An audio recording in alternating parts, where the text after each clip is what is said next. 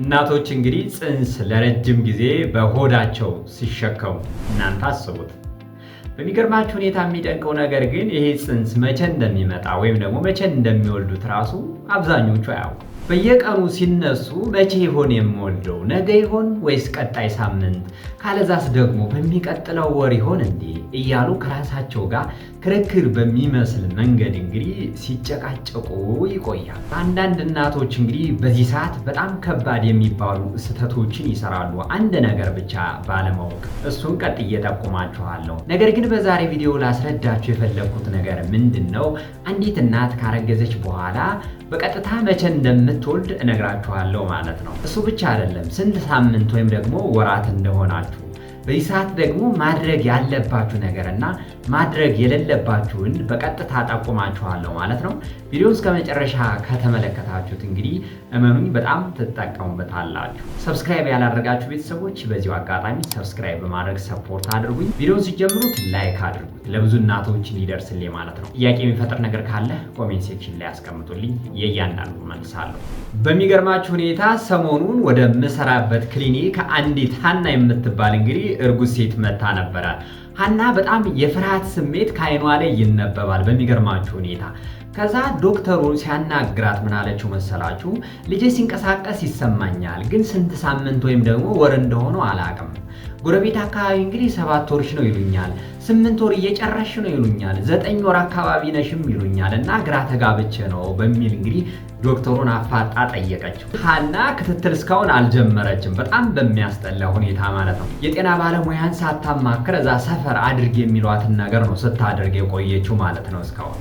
በነገራችን ላይ ስፔሻሊ ከእርግዝና ጋር በተያያዘ እንግዲህ ሰፈር አካባቢ የተለያዩ የሚባሉ ነገሮች አሉ። በጣም የተለመደና የታወቀ ነገር ነው። የሀና ገጠመኝ የአብዛኞቹ እናቶችም ሊሆን ስለሚችል እንግዲህ የሀናን ችግር ለመፍታት አንዲት በጣም ወሳኝ የሆነች ቀን ማወቅ ግድ ይላችኋል ማለት ነው። ላስት ኖርማል ማንስትራል ፔሪየድ እንላታለን በእንግሊዘኛ። ምን ማለት መሰላችሁ? ለመጨረሻ ጊዜ ፔሪየድ ያያችሁበትን የመጀመሪያውን ቀን ማወቅ መቻል አለባችሁ። ገብቷችኋል አይደለ? እንግዲህ ለመጨረሻ ጊዜ ፔሪየድ ከማርገዛችሁ በፊት ለመጨረሻ ጊዜ ፔሪየድ ያያችሁበትን ግን የመጀመሪያ ፔሪየድ ሲጀምራችሁ የነበረችውን ቀን መያዝ መቻል አለባችሁ። ይቺ ቀን እንግዲህ ለብዙ ነገር ነው የምትጠቅመን ማለት ነው። ከዚች ቀን በመነሳት የመውለጃ ጊዜያችሁን ማወቅ ወይም ደግሞ መገመት እንችላለን ማለት ነው።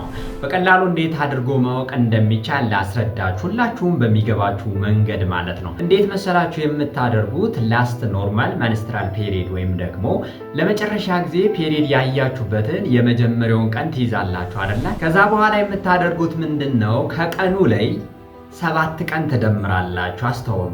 ከወሩ ላይ ደግሞ 3 ወር ትቀንሳላችሁ። ከዛ በኋላ ከዓመተ ምሕረቱ ላይ ደግሞ 1 ዓመት ትጨምራላችሁ። በምሳሌ ላስረዳ። ለምሳሌ አንዲት እናት ለመጨረሻ ጊዜ ፔሪየድ ያየችበት የመጀመሪያው ቀን ጥር 4 ነው እንበል። ከዛ በኋላ ለምሳሌ ለ3 ቀን ለ5 ቀን ወይም ለ7 ቀን አየችና ዛ ፔሪየድ ቆመ። ከዛ በኋላ አልመጣም፣ አረገዘች ማለት ነው። ጥር 4 ላይ ያየች እናት 4 ላይ ስንት ትደምራላችሁ? ከቀኑ ላይ 7 መደመር ብያችኋለሁ። 4 ሲደመር 7 11 ማለት ነው አይደለ? ወሩ ጥር ወር ደግሞ ስንተኛው ወር ነው? 5ኛው ወር አይደለ? 5 ሲቀነስ ስንት ነው ያልኳችሁ? ከወሩ ላይ 3 መቀነስ። 5 ሲቀነስ 3 2፣ ሁለተኛው ወር ማለት ነው። ለምሳሌ 2018 በዚህ ዓመት ነው ብንል 2018 ከዓመተ ምሕረቱ ላይ ደግሞ ስንት መደመር? 1 ዓመት መደመር። ስለዚህ 2019 ይሆናል ማለት ነው። ስለዚህ ይህች እናት መቼ ነው ትወልዳለች ተብሎ የሚታሰበው? ቀጣይ ዓመት ጥቅምት ወይም ደግሞ ሁለተኛው ወር አይደለ? በ11 ሁለተኛው ወር 2019። ነገር ግን ማስተዋል ያለባችሁና አብዛኛው ሰው የሚስተው ነገር ምንድነው?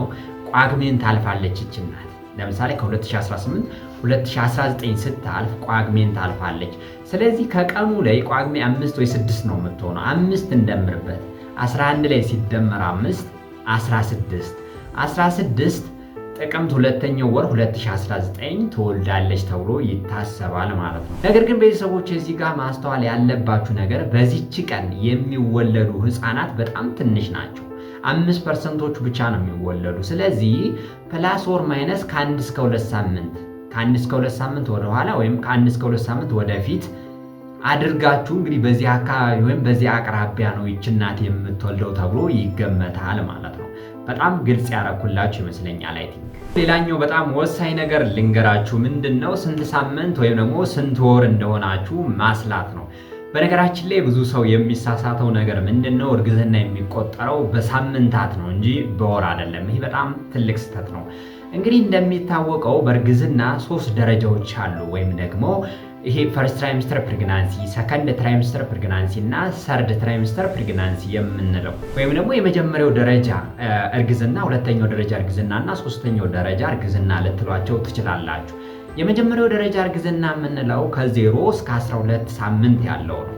ሁለተኛው ደረጃ እርግዝና ደግሞ ከ13ኛው ሳምንት መጀመሪያ እስከ 27ኛው ሳምንት መጨረሻ ድረስ። የመጨረሻውና ሶስተኛው የእርግዝና ወራት ወይም ሰርድ ትራይሚስተር ፕሬግናንሲ ያልኳችሁ ደግሞ ከ28ኛው ሳምንት መጀመሪያ እስከ 40ኛው ሳምንት መጨረሻ ድረስ ያለው ነው ማለት ነው። በዚህ መከፋፈል መቻል አለባችሁ መጀመሪያ። ይህንን ማወቅ በጣም ወሳኝ ስለሆነ ነው። ከዛ ግን ስንት ሳምንት እንደሆናችሁ ለማስላት በቀላሉ የምታደርጉት እንዴት ነው?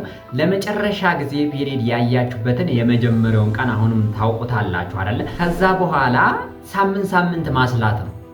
ገብቷችኋል አይደለ? ወይም ደግሞ ለምሳሌ ያንን ቀን ትቆጥሩትና ለ7 ማካፈል፣ እዛ በኋላ ሳምንቱን ታውቁታላችሁ። የሚተርፈውን የሆነ ቀናቶች ይኖራሉ። እነዛን ደግሞ ይሄን ያክል ቀን ሲደመር ይሄን ያክል ቀን ወይም ደግሞ 28 ሳምንት ሲደመር 5 ቀን፣ 4 ቀን፣ 3 ቀን እያላችሁ ማስላት ትችላላችሁ በቀላሉ ማለት ነው። በእያንዳንዱ ሳምንታት ጽንሱ እያደገ ይሄዳል። የተለያዩ የሰውነት ክፍሎች በደንብ እየተሰሩና እየተመረቱ ይሄዳሉ። አብዛኞቹ እናቶች እንግዲህ ወደ ክትትል ሲመጡ ከቆዩ በኋላ ወደ ክትትል የሚመጡ እናቶች ለመጨረሻ ጊዜ ፔሪየድ ያዩበትን ጊዜ አያውቁትም አብዛኞቹ ማለት ነው። ግን እዚህ ጋር በጣም ወሳኝ የሆነ አንድ ነገር ልንገራችሁ። እሱ ምንድነው? ቶሎ አልትራሳውንድ ለመነሳት መሞከር መቻል አለባችሁ እናንተ ሰዎች ማለት ነው። ያ ማለት እንዴት ነው? 14ኛው ሳምንት፣ 13ኛው ሳምንት ወይም 12ኛው ሳምንት አካባቢ አልትራሳውንድ ብትነሱ እንግዲህ ይሄ የመታወቅ ቻንሱ በጣም ሰፊ ያደርገዋል ማለት ነው። ምን ለማለት እንደሆነ ላስረዳችሁ። እንግዲህ ስንት ሳምንት እንደሆናችሁ አንደኛ ለማወቅ በጣም ይረዳናል። ሁለተኛ ደግሞ መቼ እንደምትወልዱ ለማስላት በቀላሉ ይታወቃል ማለት ነው። መቼ? ቶሎ አልትራሳውንድ ከተነሳችሁ። ይህ በጣም ወሳኝ ነገር ነው። ሌላው ግን ምንድነው ማንሳት ያለብን ነገር፣ እናቶች አብዛኞቹ የሚባሉ እናቶች የሚሰሯቸው ከባባድ የሆኑ ስህተቶች አሉ። እነሱን እንግዲህ አንድ ባንድ ልንገራችሁ። የመጀመሪያው ምንድነው? ሰፈር አካባቢ የሚወሩ አሉባልታዎች አሉ። እነሱን የሚሰሙ እናቶች አሉ። በሚገርማችሁ ሁኔታ እንግዲህ ቡና ሲጠጡ ምናምን አንዷ ወልዳ ሊሆን ይችላል። እንደዚህ ነው ማድረግ ያለብሽ የሚባል ነገር አለ። በነገራችን ላይ በጣም ትልቅ ስህተት ነው። የጤና ባለሙያዎችን ብቻ ነው መስማት ያለባችሁ ማለት ነው። እነሱን የምትሰሙ ከሆነ አንደኛ ለራሳችሁ ጤናም በጣም ሪስክ ነው። ሁለተኛ ደግሞ የጸነሳችሁ ጽንስም እንግዲህ ልታጡት ትችላላችሁ ማለት ነው። ስለዚህ በጣም ጥንቃቄ ያስፈልጋል። ሌላኞቹ እናቶች ደግሞ ቶሎ ክትትል አይጀምሩም። ይህም በጣም ትልቅ ስህተት ነው። በእርግዝና ሰዓት እንግዲህ በጣም ተጓዳኝ የሚባሉ በሽታዎች አብሮ ይከሰታሉ። እንግዲህ ክትትል በማታደርጉበት ሰዓት እነዛ በሽታዎች አይለዩም ማለት ነው። ስለዚህ ከ12 ሳምንት በፊት ቀድማችሁ እንግዲህ ክትትል ለማድረግ መሞከር ግዴታችሁ ነው ማለት ነው። ሌላኛው እናቶች የሚሰሩት ስህተት ምን መሰላችሁ? ደግሞ ስፔሲፊክ የሆነ በሳምንት አለማወቅ ወይም ደግሞ ይህንን ያክል ወር ሆኖኛል፣ 7 ወር እየጨረስኩ ነው፣ 8ኛ ወር ገብቻለሁ አይነት ሂሳብ በጣም አያስፈልግም ማለት ነው። በየሳምንቱ ለይታችሁ ማወቅ መቻል አለባችሁ። ይህ በጣም ሲምፕል የሆነ ነገር ነው። ስለዚህ 9 ወር እየገባው ነው ምናምን አትበሉ። 32 ሳምንት ነው 33 ሳምንት ነው ምናምን እያላችሁ ለማስላት መሞከር መቻል አለባችሁ። ሌላው ደግሞ የምትሰሩት ስህተት ምንድነው? የተለያዩ ሐኪም ያላዘዘላችሁ ነገሮች፣ ይህ በባህላዊ የተዘጋጁ ነገሮችን መጠቀም መቻል የለባችሁ። አሁን ብቻችሁን አይደላችሁም፣ በውስጣችሁ ልጅ አለ። ስለዚህ በጣም ጥንቃቄ ማድረግ ይጠበቅባችኋል ማለት ነው። በነገራችን ላይ ምን አይነት አባባል አለ መሰላችሁ? ልጅ የፈጣሪ ስጦታ ነው፣ ፈጣሪ በፈቀደው መጠን ብቻ ነው የሚሰጥ እንጂ እናንተ በለፋችሁት አይሆንም ምናምን የሚባል ነገር ትሰማላችሁ ብዙ ጊዜ። ኖርማሊ ይሄ በጣም ማይካድ ነገር ነው። ልጅ የሚሰጠው ፈጣሪ ነው። ነገር ግን የእናንተ ኮንትሪቢሽን ያስፈልጋል። ወይም ደግሞ እናንተ የምትመገቡት ወይም ደግሞ የእናንተ ጤንነት ከተጠበቀ እንግዲህ ጤነኛ ልጅ ትወልዳላችሁ ማለት ነው። ስለዚህ ምንም መዘናጋት አያስፈልግም ማለት ነው። ምክንያቱም እናንተ ስትለፉ ነው ፈጣሪ ራሱ የሚጨመርላችሁ። እርጉዝ ከሆናችሁ በቃ ባጭሩ እነዚህን ነገሮች አድርጉ። ቶሎ ብላችሁ ክትትል ጀምሩ። ከ12 ሳምንት በፊት መከታተል ጀምሩ። ሌላኛው ግን ምንድነው? የተመጣጠነ ምግብ ለመመገብ ሞክሩ። እንግዲህ እንዳልኳችሁ ነው። አንዲት እናት እርጉዝ ከመሆኗ በፊትና እርግዝና ላይ ያለች የምትመገበው ነገር በጣም ይለያያል። በሚገርማችሁ ሁኔታ ኒውትሪሽን ቫሊ ወይም ደግሞ የምትመገበው የምግብ መጠንና ኳሊቲው እየጨመረ መሄድ አለበት። እርግዝና ላይ ብቻ አይደለም፣ ስትወልድ ደግሞ ከእርግዝናው በበለጠ መጨመር መቻል አለበት። ስለዚህ በጣም ይሄ ጥንቃቄ የሚያስፈልገው ነገር ስለሆነ ነው ማለት ነው። ሌላኛው ግን በቀን በጣም ብዙ ውሃ ለመጠጣት ሞክሩ፣ እርግዝና ላይ ማለት ነው። ይህም በጣም ይጠቅማችኋል። አይረንና ፎሊክ አሲድ በተቻለ መጠን ለመውሰድ ሞክሩ። ይህም እንግዲህ ከምታስቡት በላይ በጣም ወሳኝ የሆነ ነገር ስለሆነ ነው ማለት ነው። በመጨረሻ ግን ክትትል ከጀመራችሁ በኋላ ማቋረጥ መቻል የለባችሁም። እንዳልኳችሁ ነው። በእርግዝና ሰዓት እንግዲህ የተለያዩ ደም ግፊት ወዲያውኑ ሀፕን ሊያደርግ ይችላል። መቼ እንደሚከሰት አይታወቅም። በእርግዝና ሰዓት የሚከሰተው የስኳር በሽታ ሊከሰትባችሁ ይችላል። ስለዚህ ክትትል በምታቆሙ ሰዓት እንግዲህ እናንተንም ሆነ ጽንሱን ሊጎዳ ይችላል ማለት ነው። ክትትል ማቋረጥ የለባችሁ። አስተውሉ። በዚህ ሰዓት ወክ ማድረግ፣ እረፍት ማድረግና ራሳችሁን በደንብ መንከባከብ መቻል ይጠበቅባችኋል ማለት ነው። በእርግዝና ሰዓት ደግሞ በቀላሉ እነዚህን ነገሮች ከማድረግ መቆጠብ መቻል አለባችሁ። ይህ እኮ ግዴታ ነው። የመጀመሪያው ምንድነው? ምንም አይነት አልኮል መጠጣት የለባችሁም። በቃ ይህ ፈጽሞ የተከለከለ ነገር ነው። ከዚሁ ጋር እየየ ደግሞ ሲጋራ የምታጨሱ፣ ሌላ ጎጂ የሆኑ ከባባድ ድራጎችን የምትወስዱ ሴቶች ደግሞ መጠንቀቅ መቻል አለባችሁ። ከዚህ ጋር በተያያዘ ግን ያለ ሐኪም ትዕዛዝ ማንኛውንም መድኃኒት መውሰድ የለባችሁም በእርግዝና ሰዓት ማለት ነው። ይህ በጣም ከባድ ነገር ነው። በሐኪም የታዘዙ መድኃኒቶችን ብቻ ለመጠቀም መሞከር መቻል አለባችሁ። ሌላ በሽታ ያለባችሁ እናቶች ደግሞ ሳትናገሩ ዝም ብላችሁ ያንን መድኃኒት አብራችሁ የምትቀጥሉት ከሆነም ደግሞ በጣም ሪስክ ነው። በእርግዝና ሰዓት እንግዲህ ለእርግዝና የሚስማሙ መድኃኒቶች ስላሉ ሐኪሞቻችሁን አናግራችሁ ሊያስቀጥሏችሁ ይችላሉ፣ መድኃኒቱን ቀይረው ማለት ነው። ያንን ነገር በግልጽ መናገር መቻል ይጠበቅባችኋል ማለት ነው። እንደነገርኳችሁ ነው የምትሰሯቸው ማንኛውም ስህተቶች እንግዲህ ቀጥታ የሚጎዱት ልጃችሁን ነው። ስለዚህ ለልጃችሁ ብላችሁ ጥንቃቄ አድርጉ። ሌላኛውና ሳላነሳው የማይገባ ነገር በጣም ከባድና እነዚህ ምልክቶች ከተከሰቱባችሁ እንግዲህ በአቅራቢያችሁ ወደሚገኝ ጤና ተቋም ቶሎ ብላችሁ መሄድ ያለባችሁ ነገሮች አሉ። እነሱን ከመናገሬ በፊት ግን ሰብስክራይብ ያላረጋችሁ ቤተሰቦች ሰብስክራይብ አድርጉኝ። ቤተሰቦቼ ብዙ እናቶች ጋር እንዲደርስልኝ ቪዲዮ እንግዲህ ሸር አድርጉት፣ ላይክ አድርጉት፣ ኮሜንት ሴክሽን ላይ ኮሜንት አስቀምጡ፣ መልሳለሁ። እነዚህን ዳንጀር ሳይን ኦፍ ፕሬግናንሲ ወይም ደግሞ በእርግዝና ሰዓት የሚከሰቱ ከባድ ምልክቶችን ልንገራችሁ። የመጀመሪያው ምንድን ነው? በማህፀናችሁ ደም መፍሰስ ካጋጠመ እንግዲህ በእርግዝና ሰዓት ምንም አይነት ደም መፍሰስ ኖርማል አይደለም። ስለዚህ ትንሽም ሆነ በብዛት ደም ሲፈሳችሁ እንግዲህ ወደ አቅራቢያችሁ ወደሚገኝ ጤና ተቋም በፍጥነት መሄድ ግድ ይላችኋል ማለት ነው። ከባድ የሆነ ከአሁን በፊት ያልተለመደ የራስ ምታት ካላችሁ፣ ከዚህ በተጨማሪ ግን ብዥታ ካለ፣ አንድ ነገር እንደ ሁለት የሚታያችሁ ከሆነና ከተደጋገመባችሁ እነዚህ ሁለት ምልክቶች ስፔሻሊ ፕሪክላምሻ የምንለው ነገር አለ። በእርግዝና ሰዓት ብቻ የሚከሰተው ደም ግፊት፣ በተለይ ደግሞ ከአሁን በፊት ወልዳችሁ የማታውቁ እናቶች ከሆናችሁ ይህ ነገር ብዙ ጊዜ ስለሚከሰትባችሁ ይህን ነገር ኤክስፔክት ስለምናደርግ ቶሎ ብላችሁ ወደ ጤና ተቋም መሄድ ግድ ይላችኋል ማለት ነው። ቶሎ የልጃችሁ እንቅስቃሴ ሲቀንስባችሁ እንዴት ነው?